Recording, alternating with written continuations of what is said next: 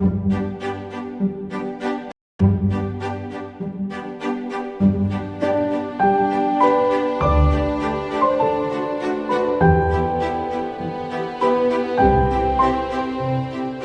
à tous, chers amis, je suis Richard Buonneau, président de l'Union Spirit française et francophone, et j'ai le plaisir pour notre interview de cet après-midi d'accueillir Guillaume Lazara, qui est président du CESAC et administrateur de l'Union Spirit française et francophone.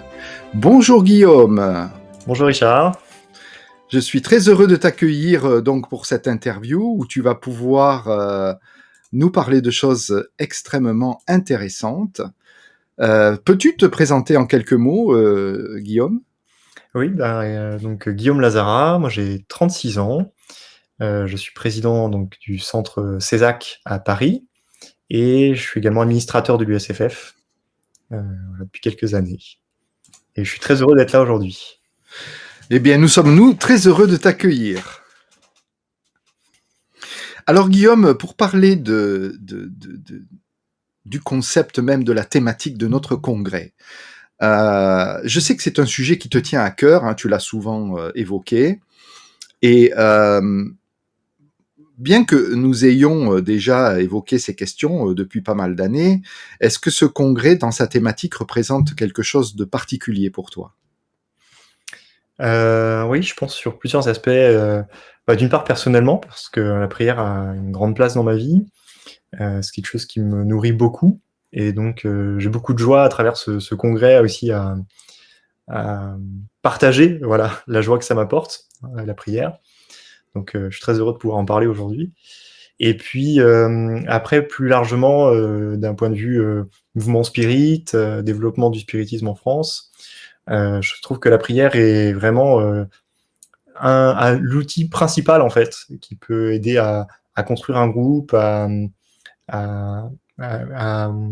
favoriser vraiment la construction d'un groupe avec le monde spirituel, les équipes spirituelles qui vont travailler avec lui.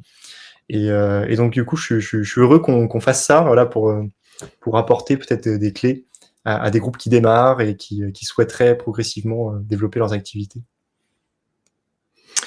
Est-ce que la prière est quelque chose pour toi dans le cadre de la pratique dans le centre qui est... tu as l'impression que c'est une thématique nécessaire pour les membres du centre ? Est-ce que la prière est quelque chose de facile pour la plupart des gens que tu côtoies dans ton milieu, du centre du CESAC par exemple, ou au contraire il faut approfondir, revenir, répondre à des questions ? Alors, c'est une bonne question. En fait, c'est assez varié. C'est amusant parce que le mot prière, on a l'impression que c'est simple. On dit fais une prière. Voilà. Et bon, moi, comme je suis dans un milieu, j'ai grandi dans un milieu catholique. Voilà, pour moi, ça a du sens, c'est naturel. Faire une prière, ok, je vais faire une prière. Et en étant dans un centre spirit, en accueillant un public finalement très varié, on se rend compte que dire aux gens on va faire une prière, par exemple en début d'une réunion, donc c'est pas forcément quelque chose de très long, juste on élève nos pensées, et c'est pas évident. Voilà, il y a des gens ils savent pas ce que ça veut dire. Pour eux c'est un temps où ils font le vide éventuellement. Donc je trouve que prendre ce temps aussi de réexpliquer qu'est-ce que la prière, c'est pas mal pour aider les gens à comprendre cette chose-là, parce que en fait je me rends compte que tout le monde n'a pas expérimenté cette intériorité à travers la prière et ne sait pas en fait forcément ce que ça permet de ressentir, de vivre intérieurement. Après, en plus, plus largement, dans les activités du centre, moi je vois à quel point c'est utile quand on fait des réunions, par exemple. Des réunions où on a des prières bien posées au début et à la fin. Les réunions se passent de manière souvent beaucoup plus apaisée. Et puis les gens repartent aussi à de la réunion détendus, reposés. Voilà, il y a vraiment quelque chose qui se passe à travers la prière et je vois à quel point ça peut servir nos activités des plus simples comme une étude, comme des plus complexes comme des travaux médiumniques. Est-ce qu'aujourd'hui tu dirais d'une manière générale que tu as vraiment l'impression que les gens ont besoin d'apprendre à prier ou d'une certaine manière, parce que beaucoup de personnes, bien sûr, ont toujours une influence par rapport à des prières standards hein, qu'ils connaissent. Mais lorsque des nouvelles personnes arrivent, ou même des personnes plus expérimentées, plus anciennes dans le centre, est-ce que ton impression est qu'ils ont quand même besoin de réapprendre à prier, ou ils sont capables d'utiliser, on va dire, leurs anciennes manières de prier et les adapter au spiritisme? Je pense que, enfin, déjà venir avec sa propre manière de prier, c'est déjà bien. Voilà, donc ça aide déjà, hein, forcément. Ça permet déjà, heu, oui, d'apporter, des choses et puis les personnes vivent déjà des choses, donc elles arrivent à rester, en communion de pensée avec le groupe, et ça, c'est super bien. Après, moi, je pense que ça vaut le coup de continuer de se poser la question: «Comment je prie?» Parce que, on le voit un peu avec le spiritisme, avec ce que nous apprennent les esprits sur, l'influence de la pensée, de la manière dont on dirige nos pensées, sur l'objet de nos prières, et bien, on voit que ça peut avoir des effets encore plus importants, plus beaux, plus porteurs. Et donc je me dis quelque part qu'en continuant d'approfondir cette notion de prière, avec, ces connaissances spirites, eh bien on peut avoir une prière qui est encore plus, je sais pas si c'est le bon mot, efficace, mais en tout cas qu'on peut diriger plus consciemment, voilà, et avec un impact peut-être encore plus beau, plus grand. Mmh. Est-ce que tu pourrais me dire, par exemple, si tu as déjà eu des difficultés particulières pour transmettre l'enseignement sur la question de la prière, et si oui, quelles sont les difficultés les plus classiques, les plus fréquentes que tu rencontres sur cet apprentissage? Je crois que ce qui me démunit le plus, c'est, les personnes pour qui ça n'a aucun sens. Ça c'est en fait, comment dire? Des personnes qui voilà, on va dire, on va faire une prière, on va prier Dieu, par exemple, et qui me disent: «Mais moi ça me parle pas en fait, je ressens rien, je vois pas ce que je dois faire». Et c'est vraiment quelque chose, j'ai encore du mal aujourd'hui à réussir à mener ces personnes vers quelque chose, voilà, qu'elles vont vraiment vivre de l'intérieur, donc ouais, là, je sais pas trop.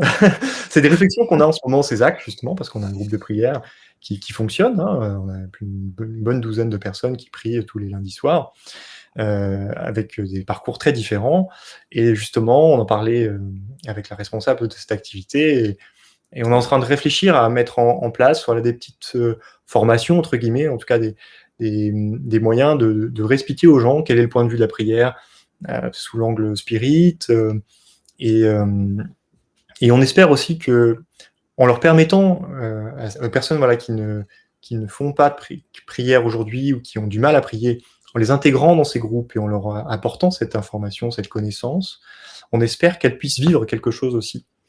Voilà, et le faire dans le centre spirit, je pense que ça peut aider parce que, bah, on est plus nombreux, donc bon, c'est peut-être un peu plus facile de se mettre dans une certaine ambiance qu'on n'a pas l'habitude d'avoir, et je crois aussi beaucoup à l'influence des esprits qui, sauront, profiter de cette ambiance, de cette énergie qui se dégage du groupe pour toucher les gens qui, n'ont pas encore réussi à être touchés aujourd'hui.